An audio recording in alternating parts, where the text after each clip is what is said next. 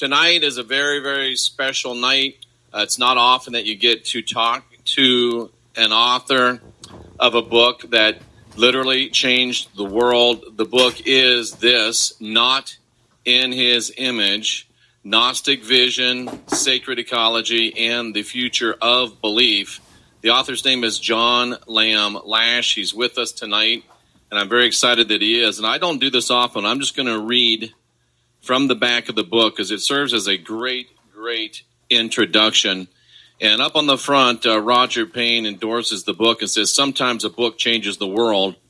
Not in His Image is such a book. And I agree 100% with that. And Not in His Image describes the rich spiritual world of pre-Christian classical Europe. The pagan mysteries, the great goddess, Gnosis, the myths of Sophia and Gaia, and its future as a force for reconnecting to the earth. John Lamb Lash's riveting account describes the decisive arc of history from the dawn of the Christian era to the present moment of global terror, a trajectory driven by faith-based violence and fundamentalist politics. It's as if he's reading from today's headlines. Countering the patriarchy of monotheistic religions with the Gnostic story of the wisdom goddess Sophia, Not in His Image gives us back our heritage and guides us beyond destructive social chaos. Have you seen any of that lately? Towards a sacred ecological path for the future. John Lamb Lash is an exponent of the practice of mythology. He is principal author of the Marian Institute's website, which is www.metahistory.org, which is an inquiry into the contemporary meanings of humanity's myths and beliefs. He's an author of a number of very powerful books, and it's been a long time coming, and I'm very, very excited to welcome to the program tonight Mr. John Lamb Lash. John, thanks so much for being with us tonight. Well, I'm really grateful for this special occasion. You know, some people would say that I've written one of the top books on Christianity ever written. And whether or not that is true, I'm especially grateful this evening to be able to talk about Christianity and maybe to some Christians or those who have come through that belief system. And I want to say at the outset that I'm not here to attack anyone, but I am here to warn. Very well stated. And John, I have a ritual before the show. I take a infrared sauna and then I go and plunge into a polar plunge. And I listened tonight to what told me was your latest video from YouTube about the orientation to the Sophic mythos. And it was powerful. It was exciting, and it just confirmed my excitement of having you on the channel because not only was your message extremely timely when you wrote Not in His Image, but it perhaps even more timely today. And the message of the Gnostic vision, the message of the home story, the message of the fallen goddess story is probably arguably more important today than it was even when you wrote Not in His Image originally. What are your thoughts on that? Well, I have to absolutely agree. Chelsea Green, my publisher, is bringing out the 15th anniversary edition this summer, and that required me to go back and do some revision in the book. So the new book has the same message, the same impact. There are some new features in it. And as I was revising it during 5 weeks from the end of the year through January, I was stunned at how much power and relevance it has coming forward to this moment, and even specifically to the great event, the great crime against humanity that is currently underway, and you all know what that is. Absolutely. Now, John, would you say that it is an overstatement for me to say, and this is the way I feel, and feel free to correct me if you feel the need to, the creation of Christianity as the more I look into it, may well have had as its primary target the great Sophic myth and the great understanding of the home story. Is that overstated or is it accurate? Not in the least. There is a vast amount of evidence to indicate what I have often said. The Gnostic message to humanity and the Sophia myth of our origins and our purpose is, without question, the most taboo, demonized, repressed, and attacked message that has ever come to the world. There's no question about that. The evidence is clear. Absolutely. And John, for those of our audience that may not be familiar with the term, because it is somewhat of a scholarly term, could you explain what you mean when you say myth? Right. There are two ways to look at myth, and they're both valid. One way is to equate it with a lie or a superstitious fantasy. So there are myths that are of that type. I use the myth in the version of a comparative mythologist. So that's basically what my tag is. So I have looked at almost all of the myths of all cultures in the world in all times, and I compare them. And as I do that, I take the professional view that these myths are not lies, but that they are in fact narratives in a mythopoetic form that describe things that actually happened. So if that is the case, and that is the line I follow, then you need to have the skill to be able to translate those mythic narratives consistent with their original purpose and meaning. That's fascinating. I don't know if you remember or not, John, but it must have been 4 or 5, maybe even 6 years ago when I was just starting into this genre. And, I was very zealous, but I was to a degree zealous without knowledge. And I was very, very emphatic and excited. And we were in some communication, and you very necessarily kind of gave me a little bit of a spanking. You kind of set me back in my chair a little bit. Do you recall that at all? I have to profess innocence. I don't recall that, but I can be snappy and snarky at moments. John, the reality is everybody that, and without, trying to pat ourselves on the back, although it's a sorry dog that won't wag his own tail every now and then, everybody that's really studied and everybody that really knows what they're talking about and everybody that's done the work and everybody that really has a pretty good understanding of what they're talking about, they can get snappy, they can get snarky when people that haven't done the study and haven't put in the work start trying to come in and tell you how it is. And I actually needed it at that time, and you were completely in line. So no bad feelings whatsoever. No, it's very appropriate what you're saying. I realize at times that I may come off, and some people have commented to this effect on YouTube, that I come off, I'm defensive, it's his ego talking. And I don't like to come off that way, but if I am read that way, I accept it because I understand that's how certain people hear it. But actually, all I'm trying to do is to educate and enlighten to the best of my ability. Absolutely. And John, one of the things I realized tonight, and I remember it from the book, I read the book a couple of years ago, but there's this story and this reality is so deep. It goes all the way to who we are. There's deep racial implications. There's deep spiritual implications, obviously. And there's even tremendously deep implications for the place that we live. And one of the reasons why I think science has gone so out of its way to just make us believe we live on just another rock in the middle of some cosmic soup, some rather insignificant place, is because once we get the reality of the message of this book, and of course it's not just in your book, it's beyond your book, but when we really begin to realize where we are and where we live and who, and I mean who, this planet is, it is absolutely transformational, and it makes a person who actually gets it long for what you talk about, learning to get into a communication and a communion and actually begin to interact with our divine planet. Well, indeed, what you're saying refers back to the question about myth. Darwinism is a myth.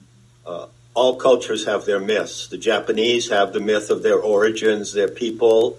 Then, of course, there is the Judeo-Christian myth, which is the largest indoctrination program on the planet. And the Islamists have their myth and so forth. I use the term living myth.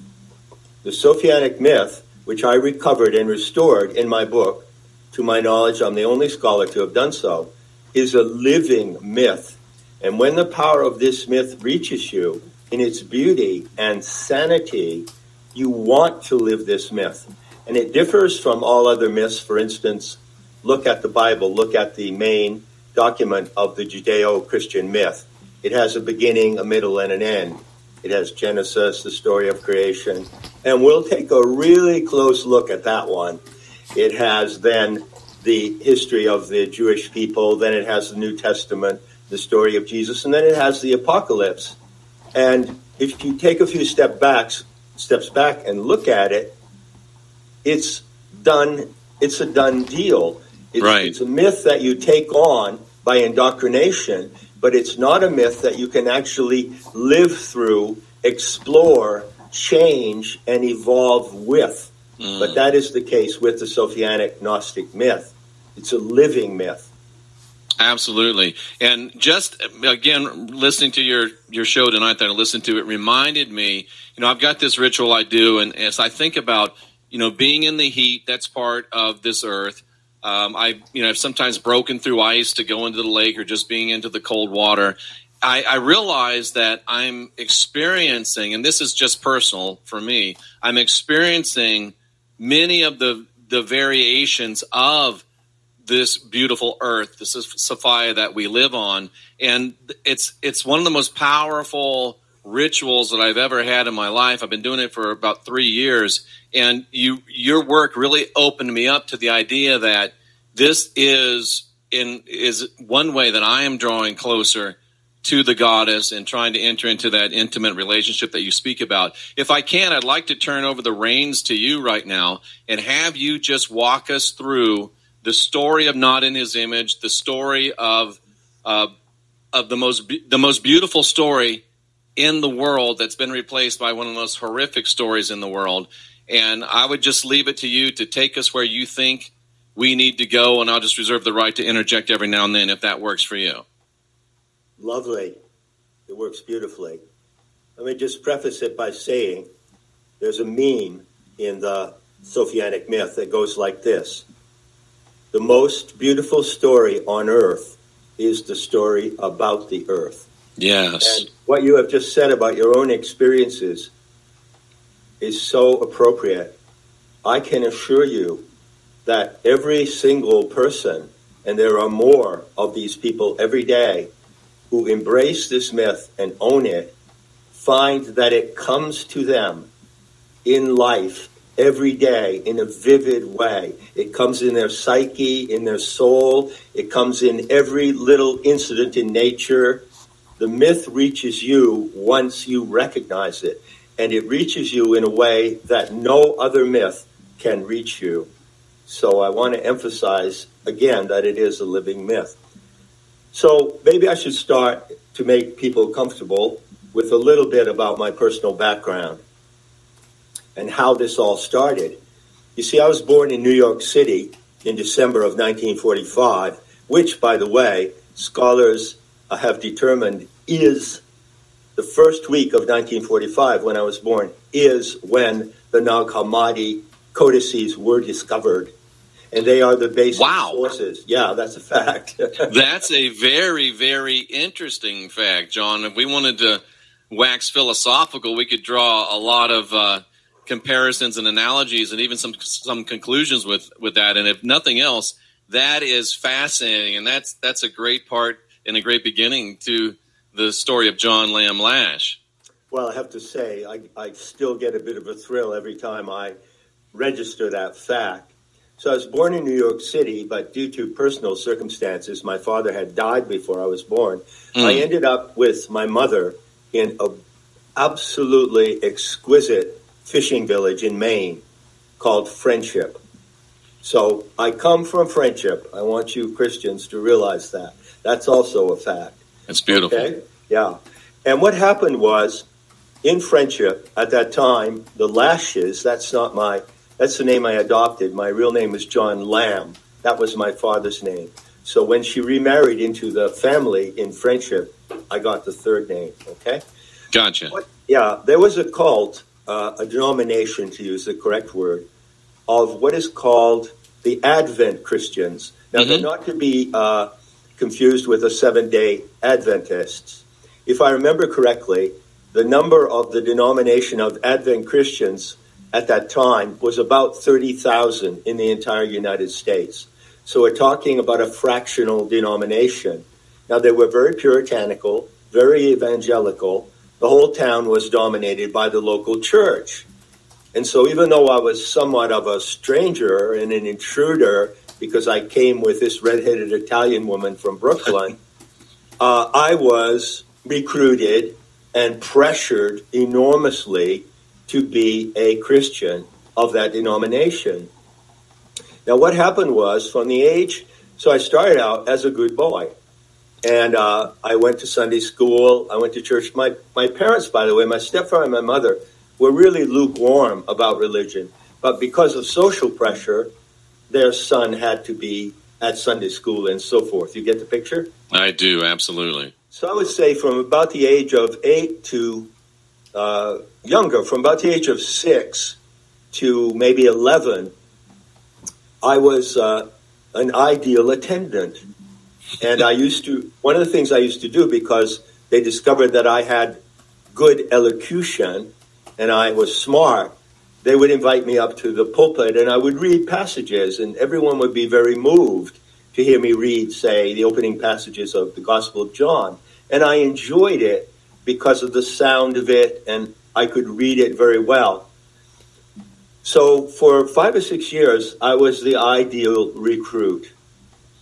And then things started to happen. Somehow, in a way I could not define, this whole program did not sit well in my soul. And from the age of 12 onward, that feeling became more and more intense. And I can remember one of the worst experiences of my life was in summer when we went to a Christian summer camp. I didn't want to go. I think I was 13, maybe 14. And there was a lake there, and guess what they did in the lake? They baptized you. Yeah. So they were pressuring me, not my parents, but the elders of the church, who were very zealous, okay, were pressuring me. And I thought, well, I'm just going to do this to get them off my back. And I'll never forget, I have a vivid memory of wearing dungarees and a white shirt and being taken into the lake by my uncle Paul, who was a member of the Lash clan. And he dipped me in the water. And I can tell you, when I came up out of that water, I was in a boiling rage. Wow. I was in a rage. I felt that I had been violated. I felt that it was as if I had been violated, sexually violated. I think John, do you think that was more than just a psychological feeling? Do you think there was some sort of moral, spiritual, energetic violation perpetrated upon you? Well, most definitely, looking back at it now, I would say absolutely. It was that. But you have to take on board that at the time, 12, 13, it was still about 2 years before I started to have the mental ability and I contacted the materials that started me putting together in my mind why I felt that way. And that had a lot to do with discovering Friedrich Nietzsche.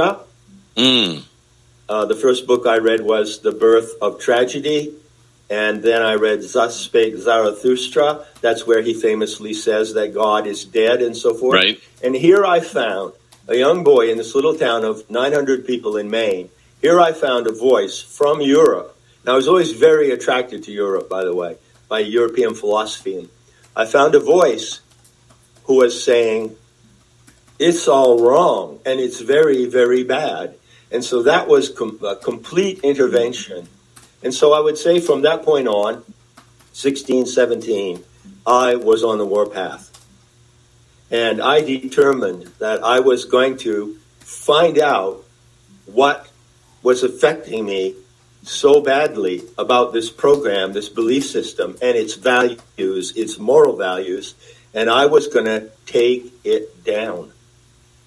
So wow, that is so fantastic, John, to hear that. Because, me, I don't know if you know, but I was 20 years a licensed Christian minister, and it took me 20 years of full time before I realized the same realization that you have and felt that same call of I'm going to find the bottom of this and I'm going to take it down. So I guess that means that I wasn't quite as smart as you then, and probably not now, but I'm sure glad that we're at least on the same page in that regard. We are indeed on the same page. And as I speak today, I can count forward from that breakthrough moment 60 years. Wow. Yeah. Well, I've only been about 40, John, so I've still got some time to catch up. Well, I'm 75. What I mean is, from the time that I started to go for it, started to delve into what this was all about, what is Christianity all about, and what are these other people. I never met those other people in Maine. There were none of those other people, that is to say, the authors of the Christian program, the authors of the Bible. There weren't any in Friendship, Maine, or anywhere. I didn't encounter any of them until later in life. By the way, I call them, there's a practice that I have as a comparative mythologist. You investigate the cultures of different people, like the Japanese or the Aztecs or the Greeks, and out of respect, I call them by the name they called themselves. So, for instance, the Greeks called themselves the Hellenes. So I prefer, when I talk about Greek mythology, to say the Hellenes, because it's a respect for what they call themselves. So I do the same for those people. I call them what they call themselves, which is the Yehudin. That's fantastic, John. So the Yehudin, I didn't meet any Yehudin, but I found out also that was something, one of the first things I began to wonder about in those early years was, well, wait a minute. Who are these Yehudin? It seems to be some small tribe from the Middle East. And why am I following their belief system? And why does it say in the Bible, why does it show a portrait of a deity who appears to be, well, today I would say, a full-blown psychopath, jealous, angry, and then, fast forward to the New Testament, and wait a minute, the divine emissary of that jealous, off-planet Father God sends his son to us, and his message is supposed to be all about love. This doesn't hang together. So that's really one of the places where I started to get on to the notion that something was deeply wrong. Absolutely. So anyway, just to continue, I did many, many studies in my life. I got into the mysteries early. I got into Gnosticism, Hermeticism, Theosophy, Anthroposophy. In 1991, I brought out a book called The Seeker's Handbook, which is out of print now. But I went into, I think, 30 different things that I investigated. Zen, Buddhism, Sufi, Wicca. I've looked into all these things. And the advantage of all that is that it has built a very broad perspective for me to focus on this, I would call it an enigma, this dilemma. What is this Judeo-Christian thing about? You see? So I really cracked it. What I did in Not in His Image, it took a long time. I encountered the Nag Hammadi Library in English when it came out in 76, okay? And I couldn't make heads or tails of it. It was just a lot of gibberish. But then I started to really go deep in it. Eventually, I acquired the Scholars Edition in 5 volumes. I think it's about 25,000 pages, which has the Coptic language on the left side, the English translations. I went to the source material. It took a long time. It took a lot of work. And then I realized I had hit the treasure. You know, John, just sitting here, and my wife just chimed in on this. She's listening in another part of the house. Your journey sounds so much like my journey. It's very interesting how, you know, two people from such different backgrounds, you know, have very similar journeys, and it's an honor and privilege to hear your journey and to continue to learn from you. Please continue. So let's cut to the chase.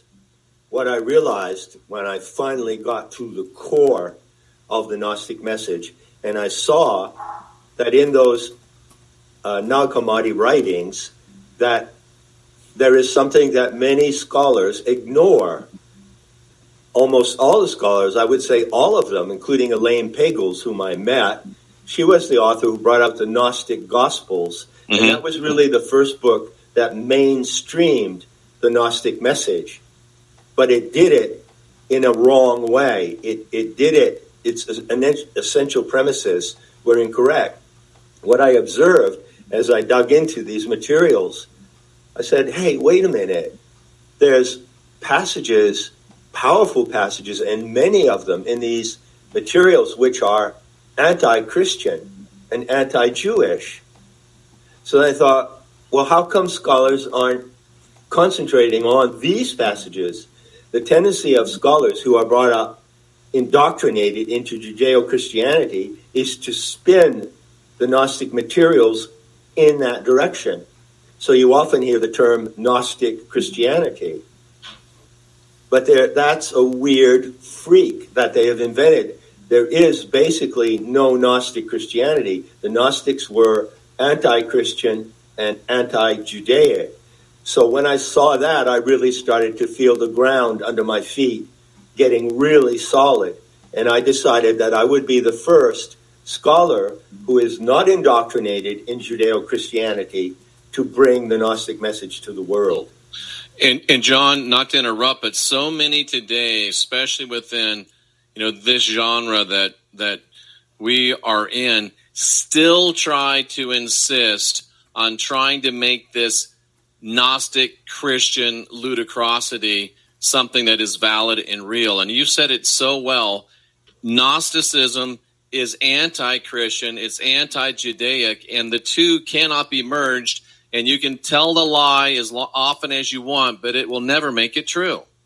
That's right. And, you know, if you go on the internet and you look on Gnostic Christianity, look it up, why there's many new sects, and there are even denominations today of Gnostic Christianity. So I want to make it clear, here are 2 main points to really get to the heart of the matter. First, I, as a scholar, totally reject Gnostic Christianity. And secondly, and this answers the question of why does this happen? Why do people who encounter the Gnostic materials try to spin it again toward Judaism and toward Christianity? The answer lies in one single word: malware.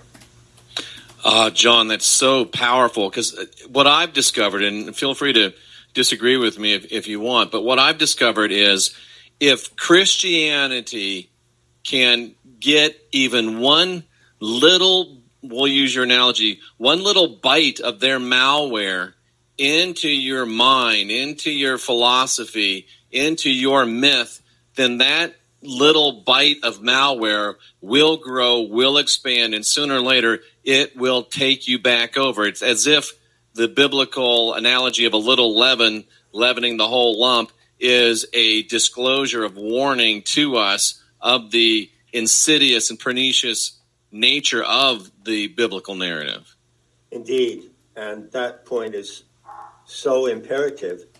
So I want to emphasize, I'll use what might be sort of a silly example. Suppose you wanted to learn to play chess, and you didn't have a chess master to teach you, so you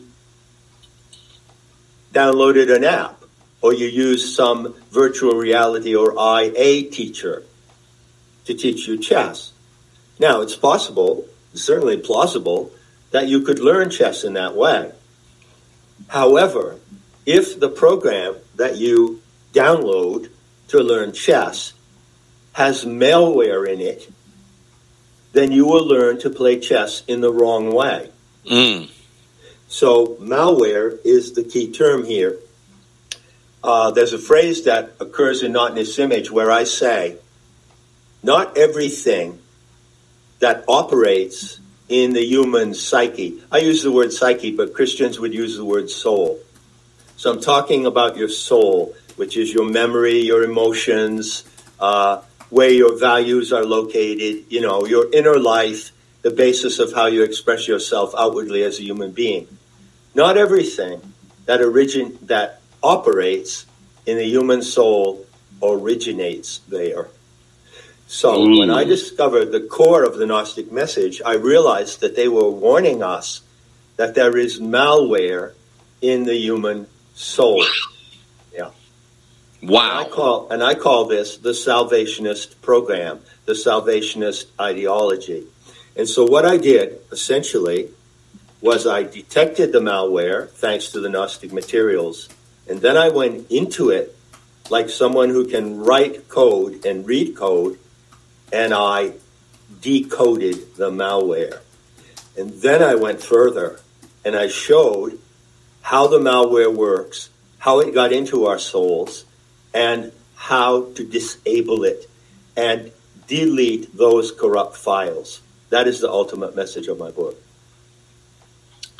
I'm pretty much in awe. I'm almost slack-jawed. It's amazing information, and this is such a timely message, and I'm very profoundly thankful that you're with us tonight. John, please continue. Okay. I'd like to give you just an example. We could obviously spend 4 hours for me just describing the details of this malware. Well, I wouldn't be against you coming back, John, in the future at all. Well, thank you very much. That's kind of you, and I would enjoy it, certainly. But let me just take one passage, because this is a deal breaker from Genesis.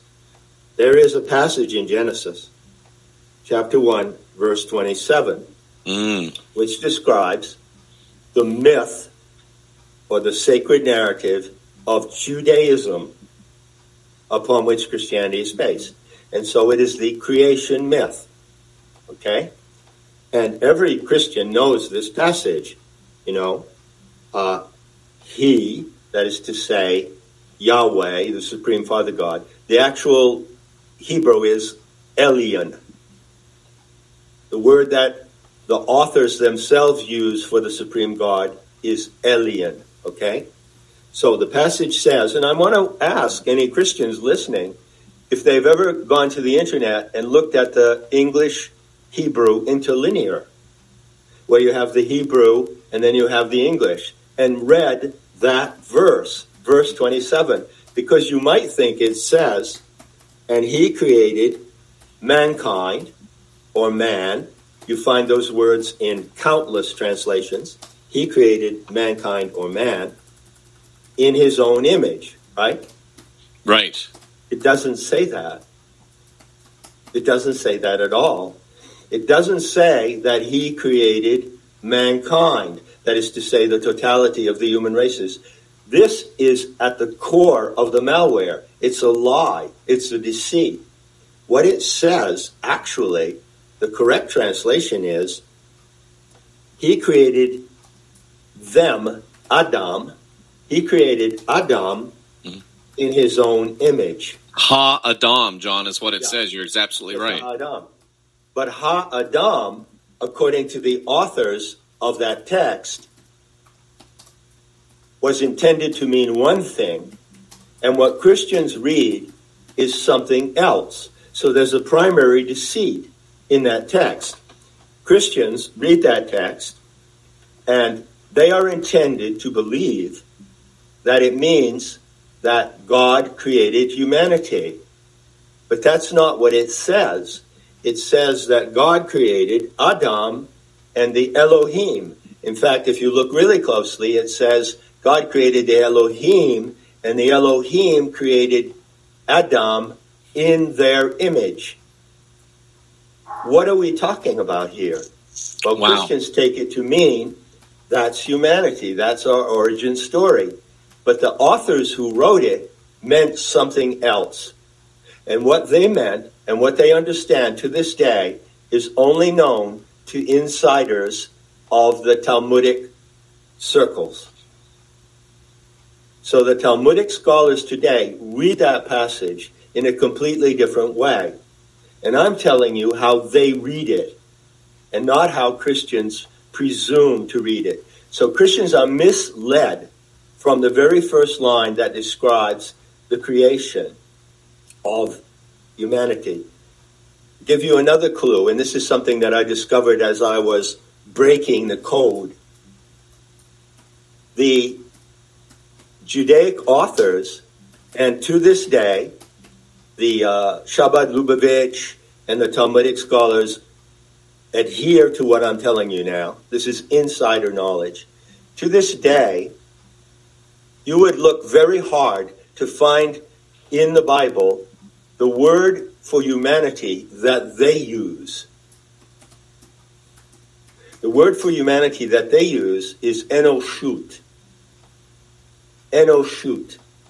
But you don't find that word in Genesis, and you don't find it anywhere else in the Bible. Scholars typically translate Adam as, our parent, our male parent, and Eve, Heva, as our female parent. And Christians deceptively and in an evil way that refers to them. It does not. It refers to the authors of the narrative, not to them, not to the Gentiles. So when we say Gentiles, or when you hear the word Goyim, that is all the peoples, all the races of humanity, except the Yehudin, who are the authors of that narrative. Now, if you can get that, and you can get over that, you're on the road to some profoundly transformative truth about Christianity. Absolutely. Absolutely. You see, the Gentiles and the Goyim, or the Enoshut, which is a Talmudic name, not for all of humanity. Listen closely. The name for themselves is Yehudin. The name for the rest of humanity, all the other races, is Enoshut. I venture to say, and anyone can write me at my school, Nemeta, that there may not be a Christian out there in the world who knows that distinction. Or if they are extremely rare. So how is this coming through? It's absolutely fascinating, John. I mean, it's even having studied for 40 years, you're still teaching me things.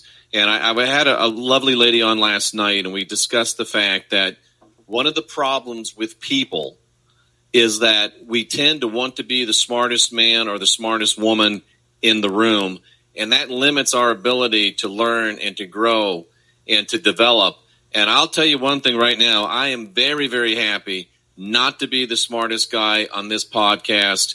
Please continue. We are all learning, and we're all amazed at this knowledge that you've been entrusted with and you've worked hard to find, and you're being very faithful to bring it forth for others to consider. Thank you so very much. So to go back to that passage again, and remember the analogy, because I think it really works. Everyone who can't write code knows what code looks like, right? Yes. And we all look at it and we're just dumbfounded, right?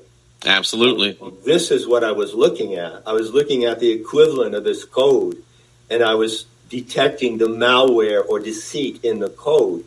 So another way that you can translate that passage is, Elyon created the Elohim, who are the archons, indicated by the Gnostics, and the Elohim archons created the human image of themselves. Ooh. So, today, in the deep insider Talmudic view, which I have to admit, there's probably a fair number of the Yehudim who themselves don't know what I'm talking about right now. Oh, absolutely. I would concur.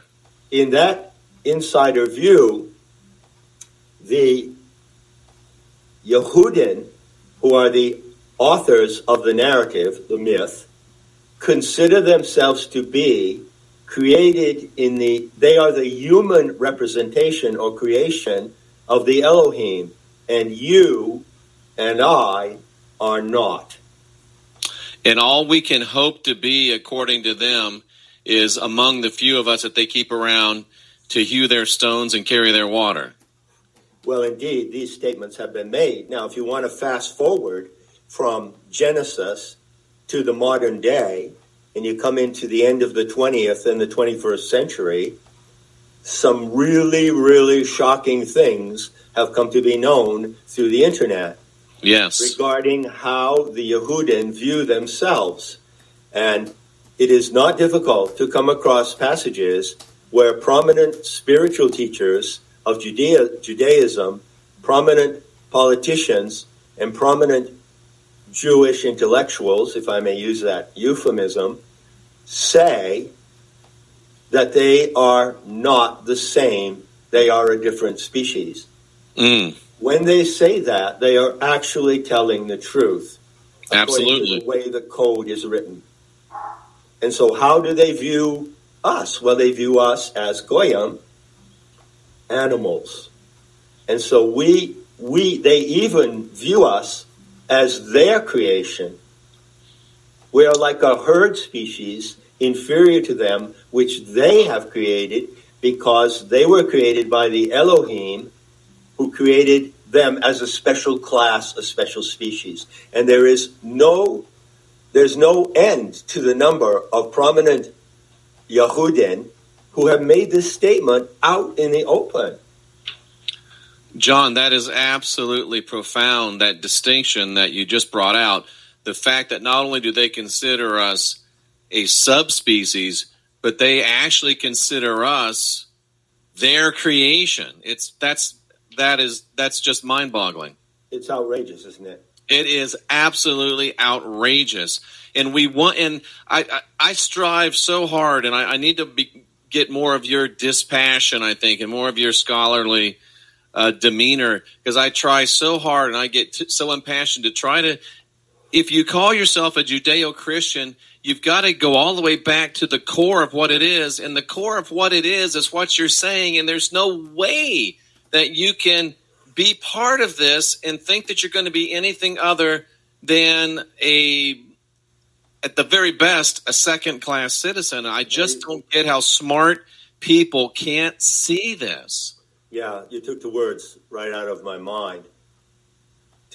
To say second-class citizen is almost complimentary. It is, isn't it? We don't consider it second-class citizens of such an inferior status that our existence is regarded as something that can be eliminated. Hence, you have the genocidal theme of the Judaic father god. He was a genocidal psychopath. That's in the stories, right? And and not only that, but a species, and here we come, fast forward to 2020, 2021, a species to be experimented upon. Oh. Wow, did you just say a mouthful right there? Indeed.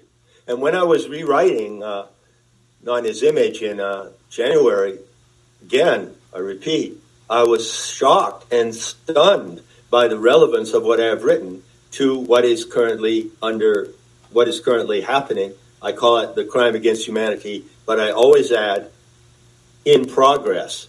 It's not a crime completed yet. In fact, we have a tremendous opportunity in our time to detect and expose the crime as it is being committed, as opposed to, say, detectives who will go on a crime scene where the crime was committed days or months or years before, and they have to put it together. No, we can and must put together this genocidal program under the cover of a pandemic to take it down while it is in progress. And that is a tremendous opportunity, and there is no better intel that supports that opportunity than the Gnostic message. And we certainly can tell from the information that you're bringing up that this is definitely a plandemic. Most certainly it is. And the origins of the plandemic go back to this root, this ideology of salvationism, of the Messiah and the apocalypse. Those are the three parts of the Judeo-Christian program. Would you repeat those, John? Yeah, the ideology of salvation, first of all, the creation of humanity, their narrative, salvation of humanity, and the apocalypse, the end game. Those are the beginning, middle, and end of their narrative. It's a myth, and we are facing the end game of their narrative. And at this point, it gives me an opportunity to, again, point to how relevant this is. Consider the word transhumanism. Now, there are some folks in the world today who are waking up to the very horrible fact that transhumanism is something genuinely evil. The idea of replacing humanity or mutating humanity genetically, which these vaccines, which are not vaccines, openly state that they are doing. The Moderna manufacturers say it's an operating system. You are injecting into your body an alien operating program. You are accepting into your body. So this is transhumanism. So I think, John, it's almost like you're accepting in malware. That's right. Malware that has been materialized in a genetic formula. And so let's agree that there's an emergent knowledge every day. It's building hugely that transhumanism is evil, and there is something very, very evil behind it. So if you go back and you ask the question, well, what is the origin of transhumanism?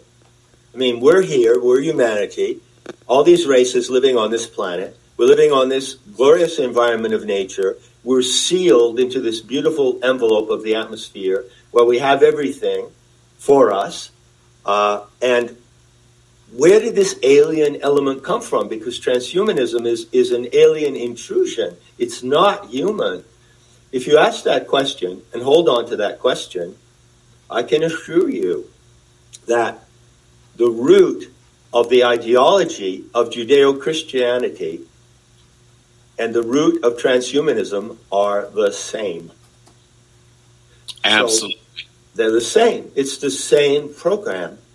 And the root of that, the key word, the key algorithm in the malware is one single word in Hebrew. That word is Zadik. Z-A-D-D-I-K. And I talk a lot about not in his image, about Zadik. What does Zadik mean? It means the righteous, holier than thou.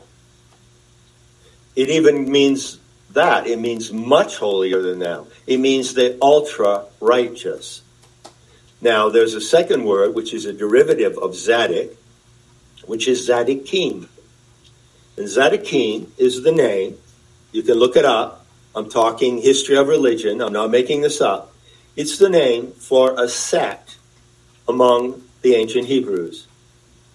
And this sect had as its founding figure an entity called Melchizedek. Oh, yes. So, what Genesis describes is the foundation of the sect of the Zadikim, the ultra-righteous. At that moment, when Abraham, by the way, take note, was in the grove of Mamre, which is a plateau near Jerusalem. And at that time, it was a wooded plateau. Now it's desert. And he was there with his small tribe. And he fell into a stupor. It says this in the Bible. I'm not making this up. It does. Yeah. and he was leaning against a tree, and he sort of fell into a stupor, half asleep, and in that stupor, an entity approached him. 3, actually. The main entity and 2 others. And the main entity was Melchizedek. And Melchizedek imparted to Abraham the identity and the mission of his people. And those among the ancient Hebrews who adhered to this scenario built their ideology from that moment. So the cult of the Zadokine, or the cult of the righteous, is the origin of Christianity. Christianity did not become something different with the New Testament. It just became a further iteration of the malware. Absolutely profound. Now, John, I have literally over 100,000 hours of study in the biblical text, and I have already made 4 note cards worth of notes tonight. I'm learning a lot. If you're not taking notes, folks, shame on you, and please go back and watch this again. This is one of the most transformational and powerful presentations that you'll ever hear. We're talking with John Lamb Lash. And John, please continue. Yes, and I would also like to signal your listeners that as a follow-up to our interview, I will post on my YouTube channel, which is John Lamb Lash, a talk that summarizes these essential points I'm making. Because when you have these points, excuse me, then you can really start to do what I did. You yourself can start to detect the malware and the corrupt files that are in your own mind. They have been implanted in your soul by an alien force. Now let's talk for a minute about this alien force, please. This alien presence. The Gnostics were the founders of the great mystery schools of antiquity. And those were not Illuminati fronts, were they? Absolutely not. And there's a whole other area, and perhaps we could have an interview just to concentrate on the beautiful topic of what the mysteries actually were. We'd love to. We'll schedule that after. We'll talk. There's a lot of slander and and misinformation about the mysteries. And horribly, maniacally, psychopathically, intentionally. Absolutely. Totally agree.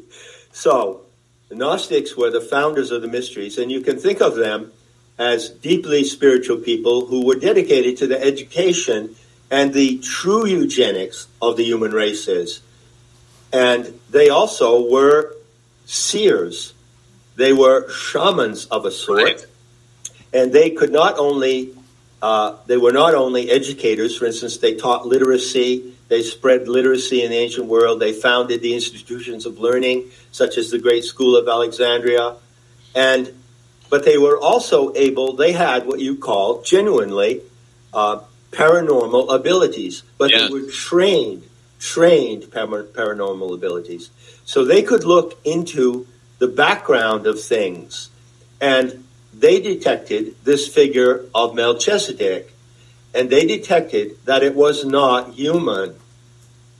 They detected that it was a projection, like you could say, a virtual reality projection into the atmosphere of the Earth by an extraterrestrial force. Okay? Okay. I know this is getting into science fiction, but hold on, because we're in a science fiction nightmare today. I think many people would agree on that, right? John, you have us all on the edge of our seats. I have no, I can say that without any fear of contradiction. Well, thank you, and I'm going to thrill you in a moment by quoting the New Testament. I always love it when I quote the New Testament, the Bible. That's a thrill. So the Gnostics determined by their paranormal faculties, and I'm talking about centuries of trained investigation in their movement. When one generation would learn things, they would pass it on to the next generation. They would learn more. They would investigate it more deeply. They would refine the knowledge. They exposed that the Father God, Yahweh, of the ancient Hebrews was actually an off-planet alien. And they exposed that Melchizedek was the emissary of this alien. So there's a real science fiction scenario event that happened that kicked this whole thing off. So that's pretty wild. Two more things I want to say concisely. And John, just real quickly, let me interject. If you will look at the New Testament and look specific, if you look at the New Testament, there is an unmistakable ET, UFO, alien agenda within the New Testament, and it is specifically tied to the great events in the life of the character they call Jesus. You're 100% dead on, and it's in the text. It is in the text. If you know how to read it, if you know how to read through the malware, and the two characters that figure in the alien sci-fi intervention are Jesus and Paul. So I'm going to get to Paul next. But what happened historically, and this again is verifiable, there's ample evidence of this, the teachers of the mystery school, who didn't call themselves Gnostics, by the way, they call themselves teleste, meaning we who are guided, we who have a name, we who know the purpose, we who know ultimate things, divine matters. They were very private, and although the names of about 70 of them come down to us, we don't really have biographies of them because they prefer to be anonymous. However, something happened that caused them great alarm. They saw and they tracked the rise of this Zadokine cult. And they were very concerned about it for a number of centuries. And then something really catastrophic happened. That the Zadokine cult, which up until then had been an in-group unique to the Hebrews, exploded pandemically, and that is exactly the word. It exploded into a new religion. And it was endemic to the Hebrews, and it went pandemic in Christianity. And at the moment that happened, the Gnostic teachers living at that time, the century before BC, and then the 3 centuries afterwards, said, this is going to be a disaster. So we have to come out of our sanctuaries, we have to come out in public, and we have to argue with the ideologues who are propounding and propagating this deceitful, evil narrative. And so they came out, and one of the things they said was, in your face, your God, the one who called God, is not the true God, is not the creator of the earth, of humanity. It is a demented alien entity. How do you think the early Christian ideologues and fanatics and converts reacted to that statement? About the same way they still do, John. Sadly, about the same way they still do. They were so upset, they were so terrified that they turned on the Gnostics and the teachers of the mystery school, and they massacred them. Yes. And destroyed countless numbers of their writings. They destroyed their sanctuaries. I describe all this in the first 6 chapters of my book, particularly beginning with chapter 1, the murder of Hypatia. She was a very famous Gnostic, historically known, and in 415, in March of 415, in Alexandria, she was murdered in the street by a Christian mob, and she wasn't the only one. They murdered them, they drove them into exile. They would not allow the coexistence of that other message with the Christian message. They wouldn't allow it. If they had allowed it, there would be no Christianity in the world today. Absolutely. John, weird question. If we are successful in spreading this message, getting this information out, I say yes. What do you say? Can we still win the victory and free this earth from the curse of Christianity? Well, I'd love to devote the rest of our talk and our call-ins to that very topic. You know, what is it today? As I was reflecting on our interview, I reminded myself, look, I don't just want to say that the Gnostics warned us. You know, so they predicted in a way. They didn't really predict, but they saw the program and they saw the whole operation. So in a way they did predict. I don't just want to tell people well, the Gnostics saw this centuries ago and they predicted it. So what? That's not enough. What can we do now that we know about their warning? So I'd like to concentrate on that. But before I do so, let me cite St. Paul. I love to cite the Bible. Now, you talked about the ET alien element in the New Testament. Well, some people have said, many people have said, that Paul's experience at Damascus. Oh, yes. Was the encounter. Have you come across that? Absolutely. I've actually written on that. Well, then you are very close to the Gnostic interpretation because, and again, I explain explicitly what happened at that event. You see, Paul was a bounty hunter, and he was hired by the Romans to go and hunt down these Zaddikim, because the Zaddikim cult was not only a secret denomination of Judaism, but it was also a revolutionary group. It was an insurrection group who had a political agenda to overthrow the Roman Empire. And so the Romans were very savvy about that. They had spies, they had intel, they knew exactly what these Zaddikim were up to. So they hired Paul as a bounty hunter, and there were there were many cells of the Zaddikim in the area of now Syria, Jordan, Palestine, Israel. But the two principal ones were at the Dead Sea and in Damascus. So they sent him off to Damascus as a bounty hunter. He was going to get paid for finding the Zaddikim sect and exposing it to the Romans so that they could exterminate it.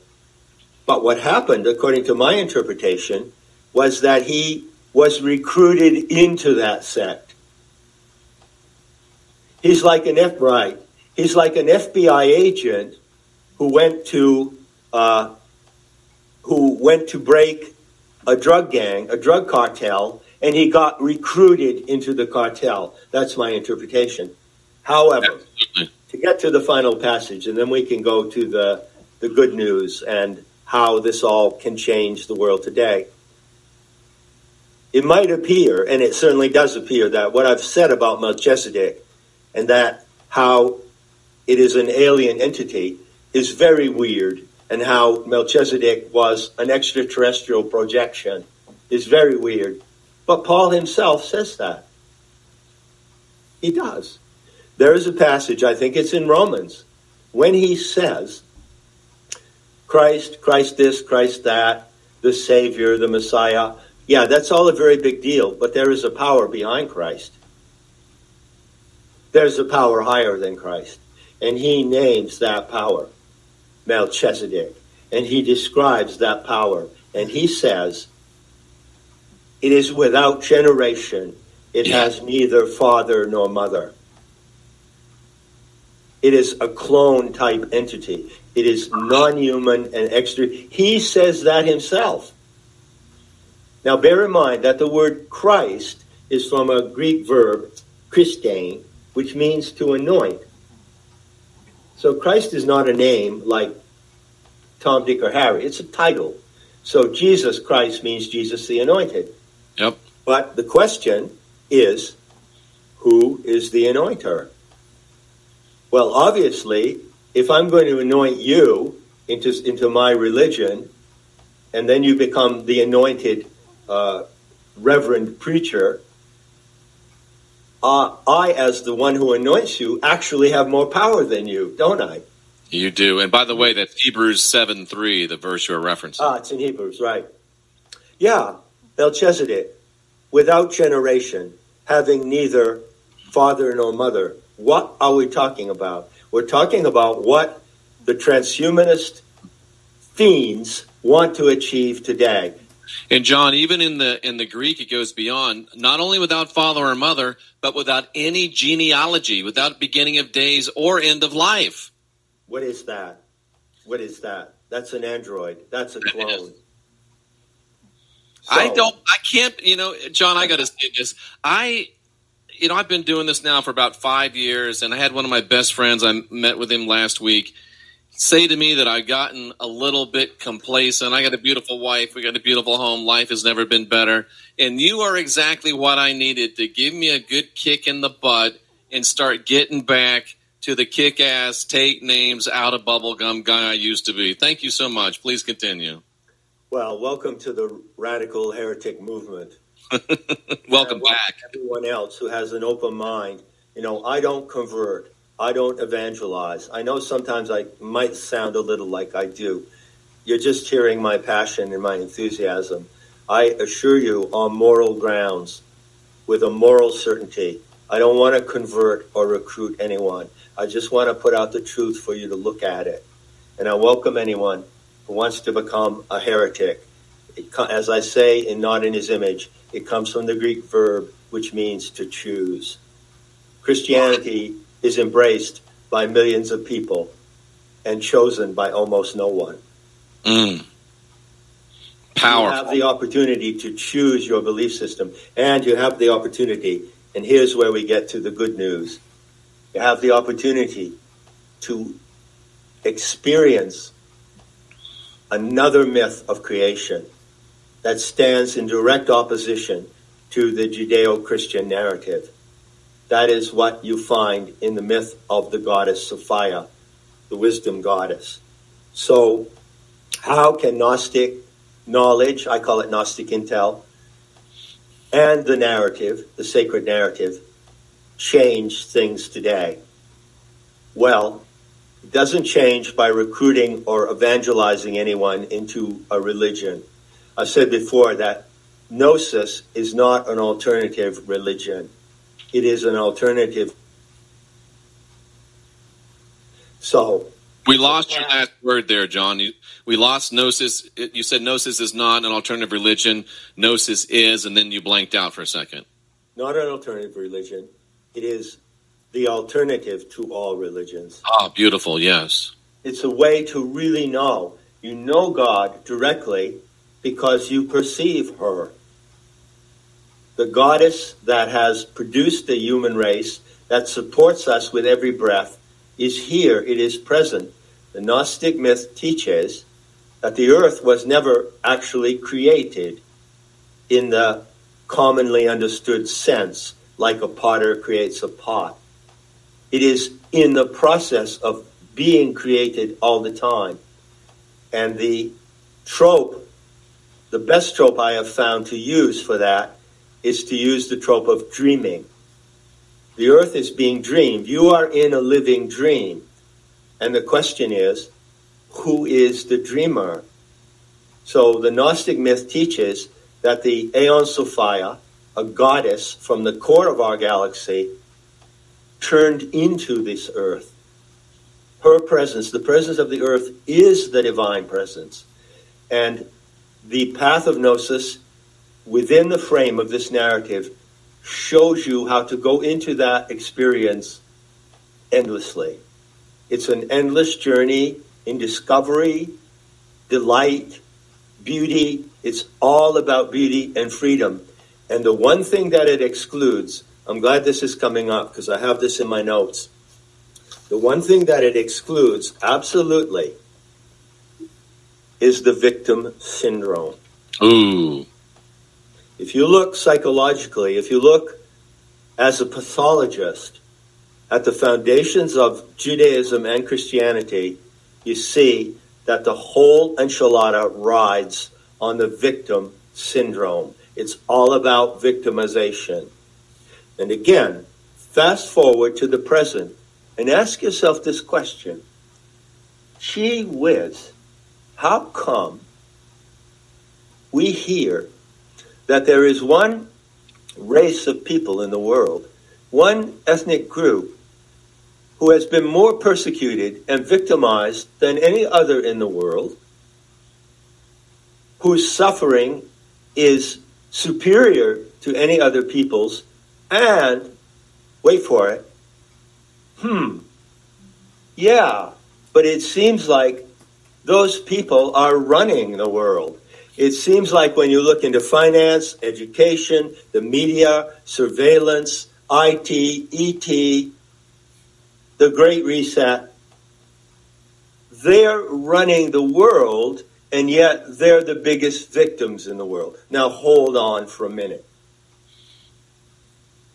Victimization is what you get out of when you break the malware. That's when you really know that you're deleting the corrupt files. So on that note, I'd love to quote one line from my book. Please do. It's from the beginning of chapter 19, which is called A Unique Message of Love, which is not the Christian message, by the way. No. And I have to say that I wrote Not in His Image in 18 months, and I was in a state of white-hot anger continually during that time. But I wanted to turn my anger like a sword into a weapon of truth. So I attempted to say things in the clearest way that I could. And to my mind, this is 2 sentences in Not in His Image, of which I am very, very proud. The divine victim mirrors to humanity not the solution of our suffering and a way to overcome it, but our total consuming enslavement to it. The victim syndrome works because it makes the force of suffering look stronger than the life force itself. Wow. So we got to get out of suffering. You know, one thing to get into the current crime against humanity and how the beautiful part of the story, how we can overcome it, I'm sure that it's dawned on many people by now that these measures to prevent the spread of the coronavirus appear to be punitive. Did you ever feel like you're being punished? For your own safety, to save your own lives and save the lives of others, you do these things, and if you do these things, it's like, wow, I feel like I'm being punished. I have to wear a muzzle. I can't touch other people. I can't travel. I can't dance. I can't sing because singing propagates the virus. You know, we could go on for 15 minutes. It is the punitive rage of the insane, demented alien god that is now operating through this coronavirus scam. And it is a scam, it's a psyop, and it's the end game. It is. And there is a way to overcome it. There are many ways to overcome it. I want to make it clear that I don't want to claim exclusive privilege. I know that there are many sincere human beings who are doing their best to expose it and overcome it. And I'm right with them. I support them. But I do maintain that there is a special force and a special power in the Gnostic Sophianic message to enable us to overcome it. Can you give us a little bit of an example or an elucidation on that? Well, sure. Let's see. Where can I start? And John, I want to be respectful of your time. As long as you can stay, great. But, you know, if you have to go, I understand. But if you could at least give us a little nugget or two about how this great myth could empower us here in this time of need. Happy to. I'm very content. We've going for a little more than an hour, and I'm here as long as you can stand me. Okay. Okay. Let's look at this. There's a really big issue that comes up when you get into depth in the Gnostic message. And that issue is also a horrific issue tormenting and destroying the world today, which is the issue of a race. Of race, yes. Yes. Now, go back to the basic code in the malware that I described. The narrative, as written by the authors, already makes a racial decision. The authors themselves belong to a superior race. Some Yehudans have even said they are a different species. So there are 2 races. There is the race of the in-group, who brought Judeo-Christianity, and then there are all of the outgroup. And what is the outgroup? All other races. Okay, that is a radical division of races inherently embedded in the narrative. Now you come forward today and look at what is being used as a weapon to divide and conquer us. Wow. The issue of race. Now the Sophianic Sophianic message liberates you from that racial problem, and it immunizes you. It immunizes you, if I might even use that cursed word, against racism, because the Sophianic myth says we are all children of the Great Mother, the Mother Earth, which is obvious, isn't it? Absolutely. And so the problem is not with the races, with a division among the races.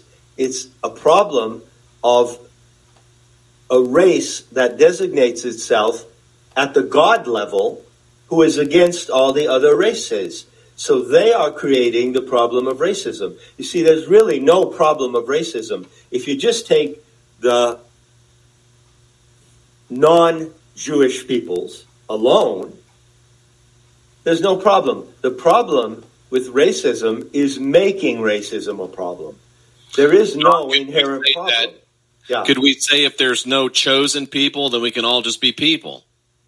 There you go. I couldn't say it better than that. So the concept, the paradigm of the chosen people already introduces a terribly destructive malware. And then that malware replicates itself into all these other iterations, which are all deceitful, like the idea of white privilege, white supremacy. That's a deceitful concept. There is really no such thing as that. There's no such thing as black supremacy or Asian supremacy. These are all deceits that are iterations of that primary division. So when we eliminate that division, we're all together as people. It's a true rainbow coalition of the children of the Mother Goddess. That's beautiful and powerful.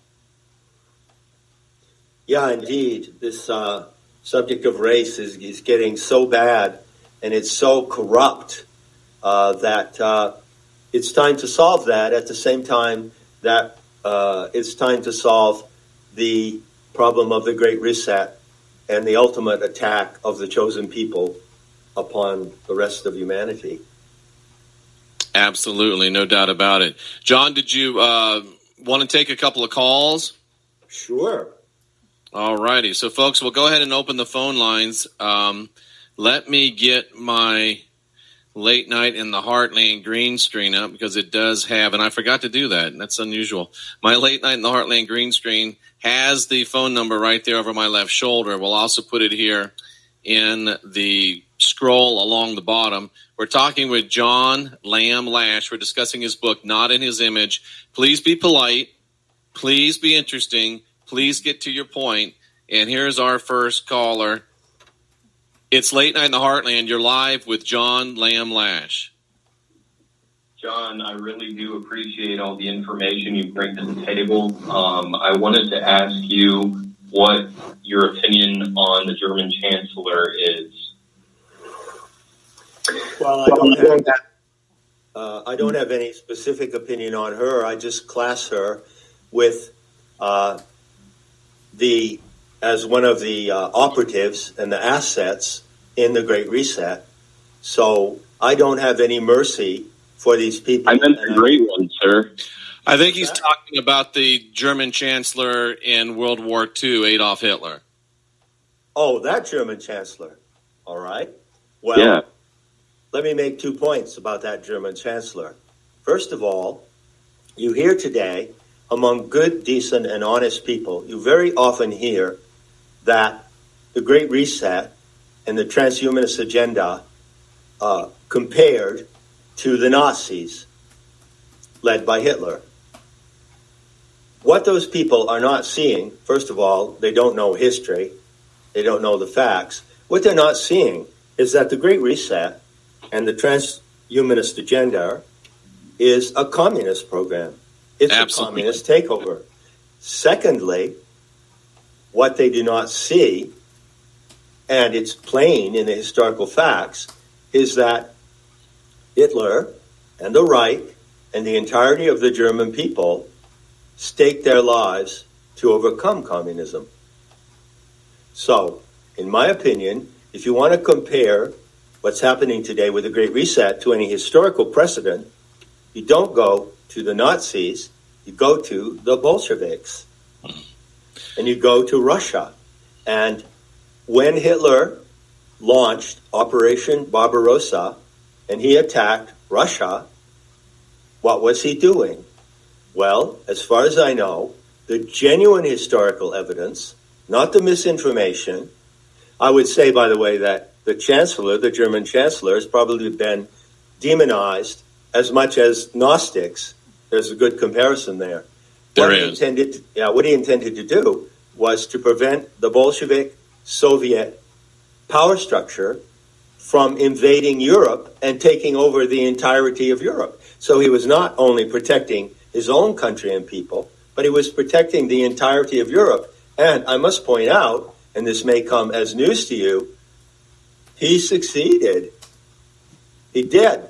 Because even though Germany lost the war due to bringing in the Americans in alliance with the Bolsheviks and the British, he forestalled that takeover for about 3 generations.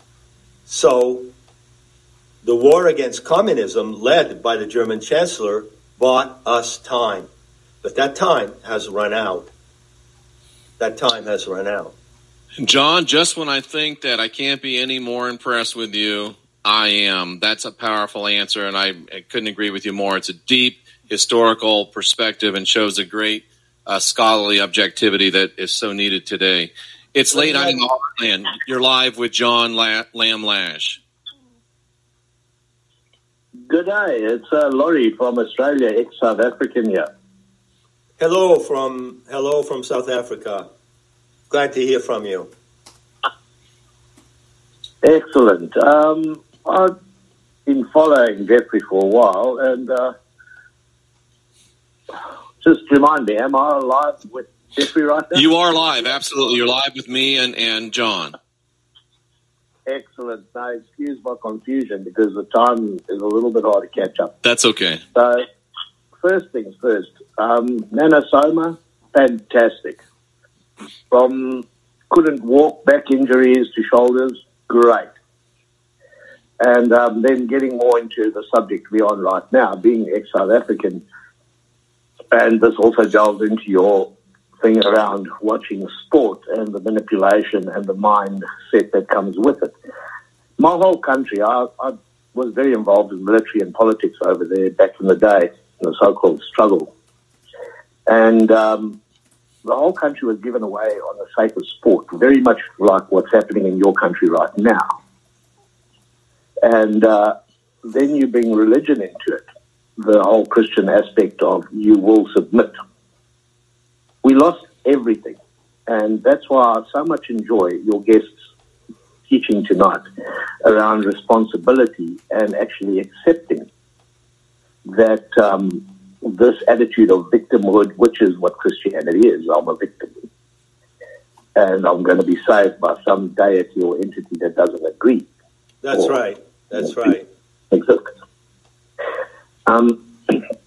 So therefore, taking responsibility and getting out of this mindset of victimhood, I think is fantastic. And we need more teachings like this, although this is on a practical level, I understand.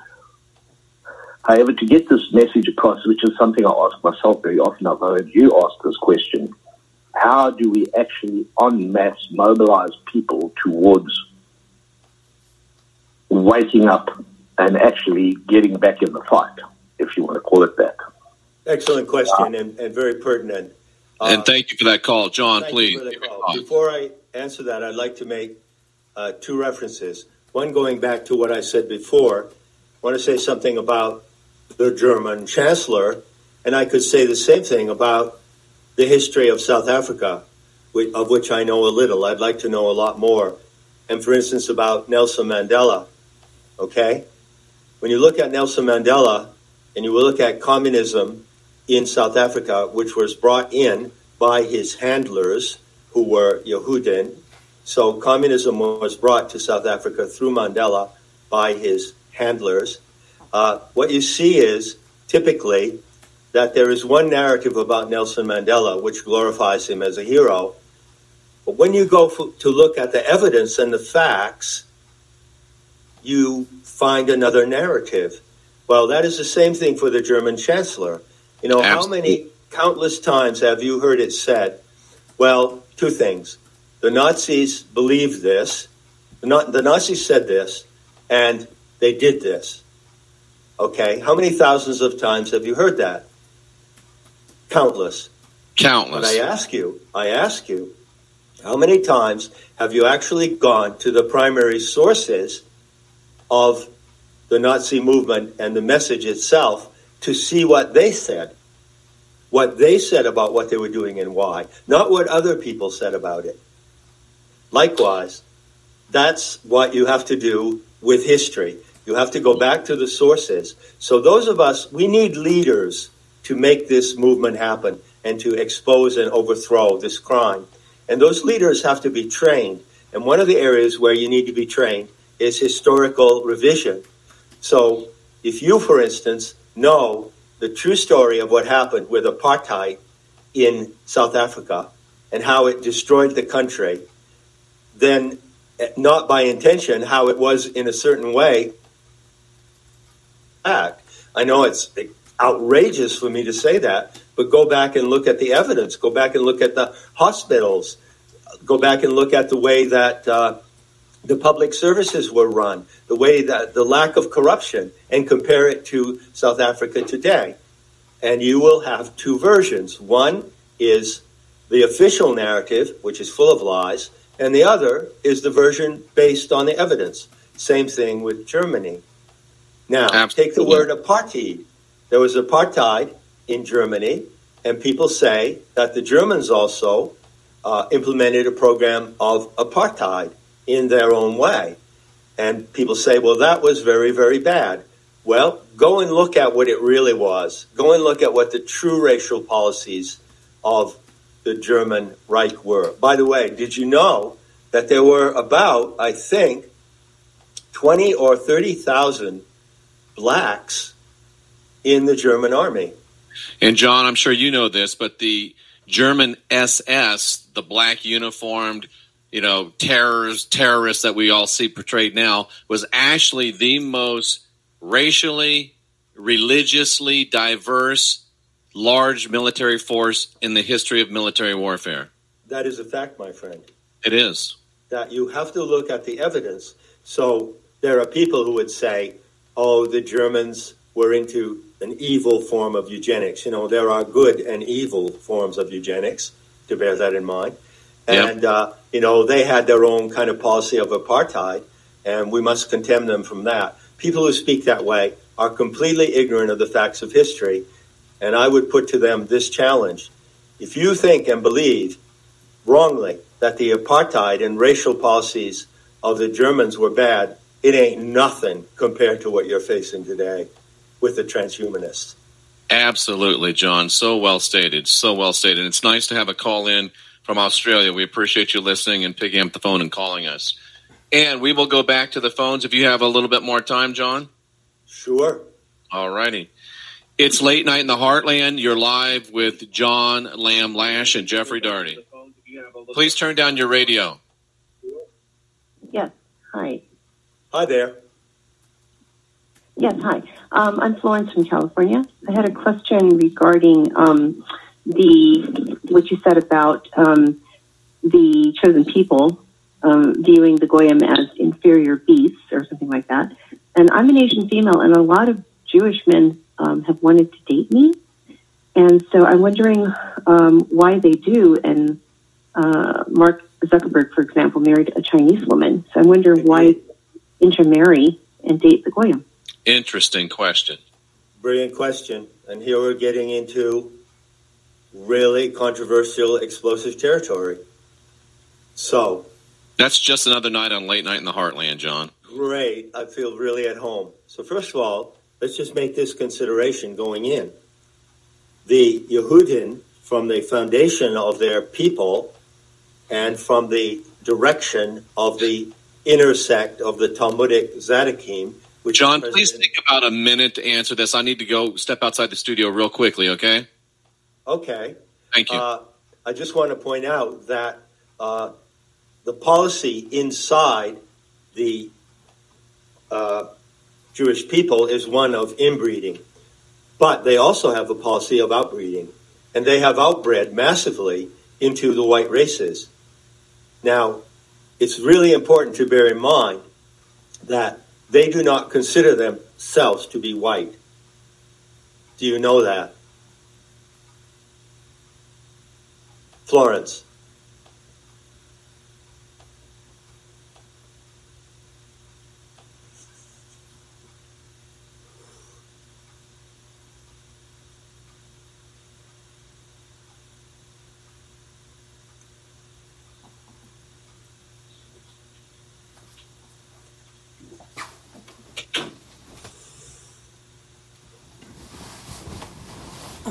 I'm sorry, John, she's not with us anymore.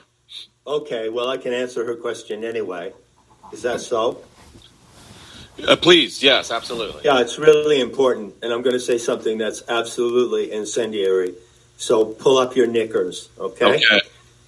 Although they have their own policy where they inbreed, and they have very strict rules about marrying within their own in-group, they also have an enormous policy of outbreeding.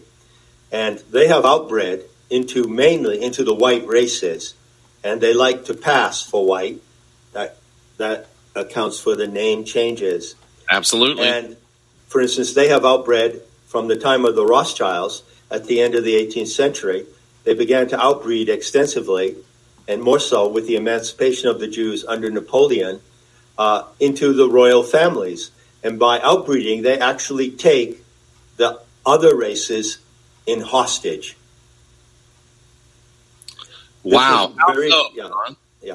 This is a very great plan of theirs. So they outbreed for the purposes of their specific in-group. Okay? You know, wouldn't, her name escapes me, right, Ivanka Trump be a great example of this? Indeed, she's a perfect example. And note, by the way, that those who want to make Trump into a hero to the American people, and I am a true American, are really deluded, because no president since there's a book called The Controversy of Zion, written by a very, very highly regarded English reporter and journalist, Douglas Reed. And he gives, again, firsthand information, firsthand sources, memos from the White House, transcriptions of phone calls showing that all of the presidents from the beginning of the 20th century have been selected by handlers. And Trump is the same. Look at the people around Trump. He's run by handlers, and those handlers do not have the best interests of the human races at heart. Now, Florence, if I may address directly your question, it's terrible to say this, but I'm taking the responsibility to say this. I think you would agree that it's human to have shame. But there are people who do not have any shame. Ooh. There are people who are shameless. Now, you might think, oh, I'm a human being. I look into myself. I have a feeling about my soul. And I know when I do something to be ashamed of. There are people who never have that feeling. And that is actually an advantage to them when it comes, for instance, to outbreeding. Because by going to another race, whether it be an Asian woman, black woman, Latino, white, European, they intrude upon the shame boundary of the woman. And in a way, this gives them a certain power. Oh, yes. this is terrible what I'm saying, I know. But I say it on the basis of research. And I'm not going to cite the sources, but I've looked into it very deeply. And so they not only have the imperative, the directive to outbreed for the specific benefit of themselves alone, but they do it by shameless degeneration. And you see that in pornography. You see that in pornography, don't you? And, who is it that controls most of the pornography? Pretty sure it's the Yehudans, but... It definitely is, and that's not speculation, and that's not anti-Jewish hate speech. It is supported by fact. Go and look at it. Go read Lasha Dark Moon. Lasha Dark Moon is a code name for a British academic who has published extensive papers giving the evidence of that statement. I'm not making this Dark up. Moon, John? Lasha, Lasha, Dark Moon. Dark Moon. Darkm, yeah. Fantastic. Has written excellent research on the origins and the operators of pornography. So Jeremy admitted it himself, straight up. Yes, he did. Yes, he did. They did it to destroy Christianity. They're on record as saying this. Absolutely. By the way, I don't want to conclude. Remind me before you conclude to say something about Christian values. Okay? Okay. Well, let's take one more call and then we'll conclude. I don't want to keep you any longer because I want to make sure that you will come back. It's Late Night in the Heartland. You are live with Jeffrey Daugherty and John Lamb Lash. Hey, how's it going, you guys? The show's mind-blowing, and I'm already, way down the rabbit hole. But when he mentioned the Melchizedek as, growing up Mormon, boy, did that's hit a chord. So what is that an association? Certainly. It's the same entity. It's the same entity. And you find, I'm no expert on Mormonism, but I think you would agree that pretty much everyone knows that the founder of Mormonism also had an encounter with some kind of supernatural entity, right? Moroni. No, and it was also Joseph he's talking about. Right, the founder of Mormonism had the encounter with Moroni. Right, right. And additionally, and this is a really important point, you find among the Mormons this obsession with genealogy. So you find that that ties in the Melchizedek. Oh my, wow. Right. Sorry, John, I got excited. Yeah, well, I'm pretty excited too, but I'm keeping my cool here. Oh, what?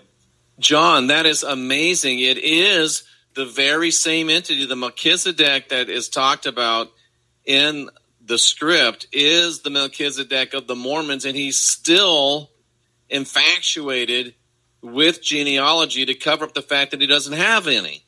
That's right. And they're also infatuated with immortalism, which is, again, resurrection, which is, again, in the narrative.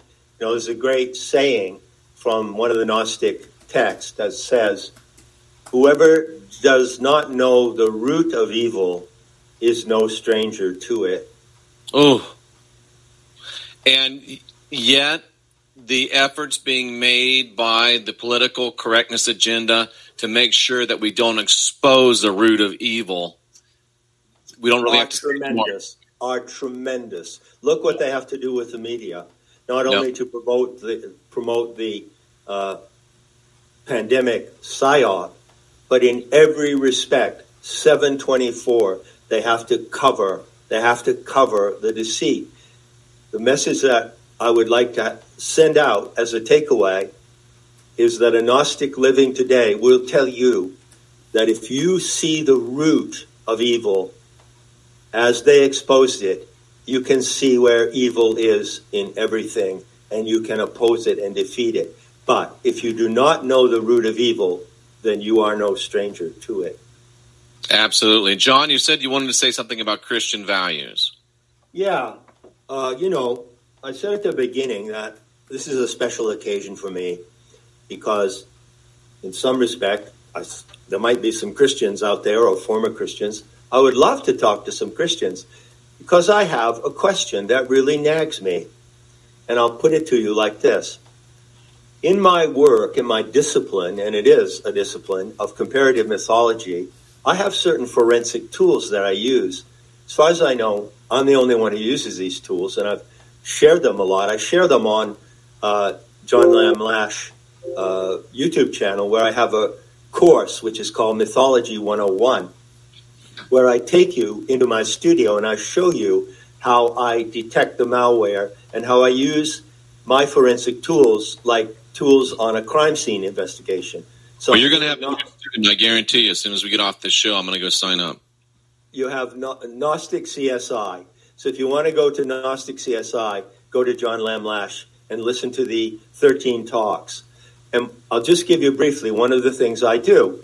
I use a tool that I apply to every single mythological narrative, whether it be Japanese, the Aztec religion, Hinduism. And it's a very simple tool. I look at the material, at the material for that religion or culture. I look at the evidence and I say, okay, every single religion actually consists of two components. One component is what I call the belief system. Okay? So if you take Hinduism, for instance, you find that the Hindus have certain beliefs relative to the supernatural, relative to the divine. So there are what I would call the components of faith. So Hindu religion says many things about the gods, and there are many gods, and all of that has to be taken on faith because it concerns the divine and the supernatural.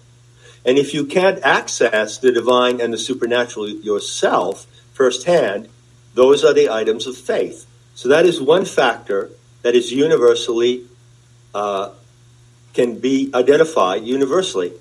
Then comes the second factor. And this is what I want to ask Christians about. Morality, Christian morals, Christian values. What exactly are they? And what is so special about them? So, if you take a few steps back here, and thank you for being patient with me, I would say to Christians, I see in your religion these two components. I see your belief regarding supernatural beings, the Creator God, the Elohim, various angels, various demons, and Jesus Christ, who is a supernatural being, and Melchizedek. Those are all beliefs. You can't verify them unless you have access to the divine dimension yourself. What do those beliefs have to do with your moral values? Could you hold your moral values and abandon or discard those beliefs? I really want to know. I really want to hear from a Christian a response to that. And I will leave Christians with a meme that I use, a mental meme that I use to remind myself of that dilemma. And it goes like this. When values depart from faith, you have your faith, you believe Jesus rose from the dead, you believe the off-planet Father God created us. But what happens when your moral values are detached from that and you just look at them on their own terms? Could you hold and follow those moral values if you didn't have any beliefs in the supernatural? Wow. Follow my question? I do.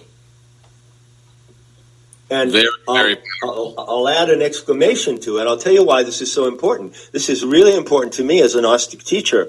And I think it's tremendously important to Christians today, because many of the people who are suffering from the insane punitive measures that are being imposed under the pretext of fighting the coronavirus are Christians, and they are white. And there are white Christians in the United States who are beginning to wake up to the fact that something is going badly wrong in the country. It's shifting toward communism. And so the message I would direct to those people specifically is, if you're a white Christian living in the United States and you love your country and you see it's being attacked and taken over by communism, are you going to fight back? And if you're going to fight back and take a stand, what moral values are you going to refer to? Love thine enemy? Forgive those that harm you? Do good to those that harm you and deceive you? Are you going to adhere to those moral values? And if you do you think you have a chance in hell of defeating this horrific menace of Judeo-communism? John, you're right on the fact that I've been talking about a lot lately, that if you look at the New Testament and you look specifically at Bible prophecy and the Sermon on the Mount, which you've been quoting, if you objectively, empirically look at it, it is an agenda for you to sit by and do nothing while the communists take over your country. And it's the same thing as the Donald Trump Q, trust the plan. It's a deception. It's a delusion, and it will have us in gulags if we don't wake up and realize it. I had a strong feeling that you, even though I've not talked to you before, are really looking at this issue in just that way right now. And that is an issue that you and I can look at together. And I think it's so important. The man, South African, I have great fondness for white South Africans, by the way. It was a brilliant, beautiful country, and it was destroyed by, and you've put it so well, by communism. Yeah, and by their asset, who was a terrorist. Right. So to answer his question, how can we implement this? How can we mobilize this? Well, this is one area where there are many solutions to be defined. But in order for that to happen, we have to ask this question. What happens when values depart from faith?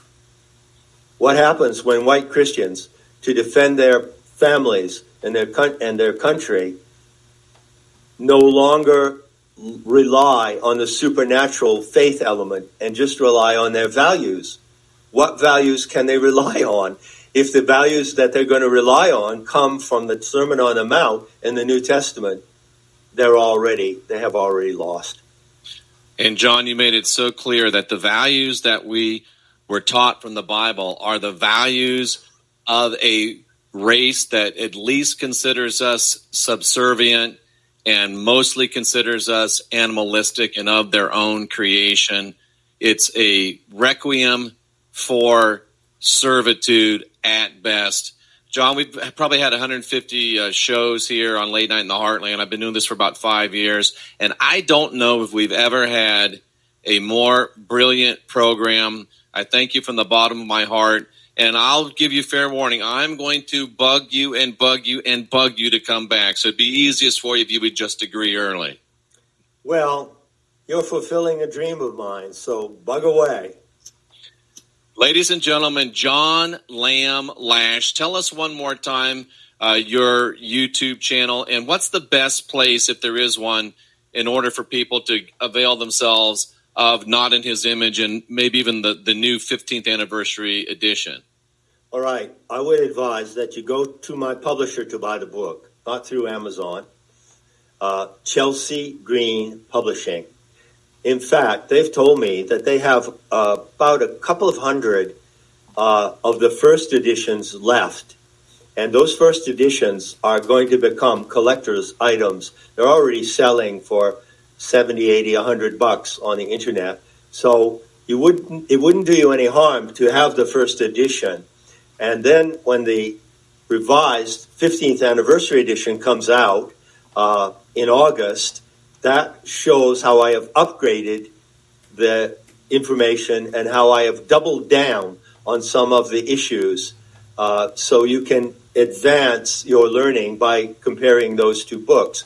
As far as accessing me, I used to write metahistory.org, but currently my main platform on the internet is Nemeta, Nemeta. That is my online mystery school. And my YouTube channel is John Lamb Lash. John, is that Nemeta.com? It's Nemeta.org. But if you just put in Nemeta, you will get the Sophianic School of Arts and Sciences. If you enter your email and a password, not a password, but a username, you have free access to tremendous amount of material of the school, and you also have the option to join as a supporting member. Absolutely. John, this has been absolutely brilliant. Thank you so much for your service to humanity by writing the book and by continuing to speak out, and to speak out without one iota of fear. We salute you for being a true man of integrity and a true leader and teacher dedicated to the optimization of humanity. We appreciate you so very much, and I'll be in contact real soon. Looking forward to it, Jeff. Thank you so much for this opportunity. It was my privilege. Ladies and gentlemen, John Lamb Lash. And ladies and gentlemen, it doesn't get much better than that. Wow. Wow. I like to think I'm a smart guy.